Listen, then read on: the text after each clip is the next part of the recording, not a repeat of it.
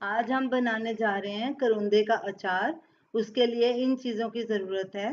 सरसों का तेल हमने 1 कप लिया है। इसको हमने गरम कर दिया ताकि इसकी स्मेल, जो तेज़ स्मेल है वो निकल जाए। तो ठंडा होने के बाद इसको हम अचार में मिक्स करेंगे। करौंदे हमने 250 ग्राम लिए हैं।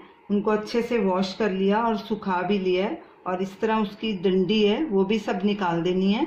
और इसको ऐसे लंबाई में काटना है। इसको ऐसे 2 टुकड़े करने हैं और बीच में जो ये बीज हैं वो भी हम चाकू की नोक से सब निकाल देंगे।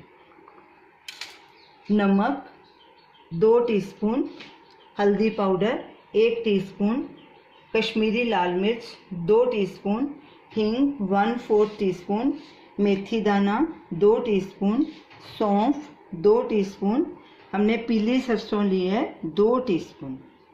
ये तीनों चीज़ों को हम सबसे पहले ड्राई रोस्ट करेंगे। राई, सौंफ और मेथी दाना। गैस जलाएंगे, गैस को बिल्कुल सिम पे करेंगे और इन तीनों चीज़ों को ड्राई रोस्ट कर लेंगे। इनको हल्का ब्राउन होने तक ड्राई रोस्ट करना है, बिल्कुल काला नहीं करना। और साथ साथ स्टर करते जाएंगे ताकि ये ज़्यादा काले ना हो जाएं। मेथी, राई और सौंफ को ड्राई रोस्ट करते 1 मिनट के लिए हमने इनको किया है। अब इनको हम एक प्लेट में ट्रांसफ़र करेंगे और ठंडा होने के बाद इसको दरदरा ग्राइंड कर लेंगे।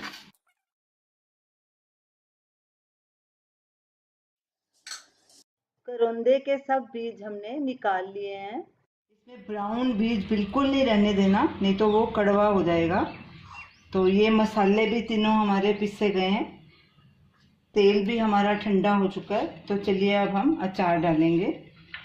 सबसे पहले करौंदे डालेंगे, ये कुटे हुए मसाले डालेंगे, लाल मिर्च पाउडर, हल्दी पाउडर, नमक,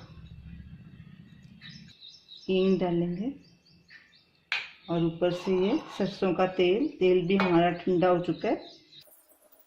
सारा तेल इसमें डाल देंगे और अब इसको अच्छे से मिक्स करेंगे। 1 दिन के बाद अचार को टेस्ट करके आप नमक और भी डाल सकते हैं अगर आपको कम लगे तो। अगर तो इस अचार को तेल में डूबा रहना है, ज़्यादा तेल डालेंगे तो ये साल भर चलेगा। अगर आप थोड़ा तेल डालते हैं तो ये कुछ देर बाद, महीनों बाद ख़राब हो जाएगा। तो इसीलिए इसको तेल में ही डुबो के रखना है। अचार हमारा अच्छे से मिक्स हो गया। अब इसको एक बॉटल में भर के धूप में 4-5 दिन रखना है और सुबह शाम उसको हिलाते रहना है। तो ये रही हमारी आज की रेसिपी, करौंदे का अचार। आप इसे ज़रूर ट्राई कीजिए और हमें अपना फीडबैक दीजिए। हमारी इस वीडियो को शेयर कीजिए, हमारे चैनल को सब्सक्राइब कीजिए। Thanks for watching.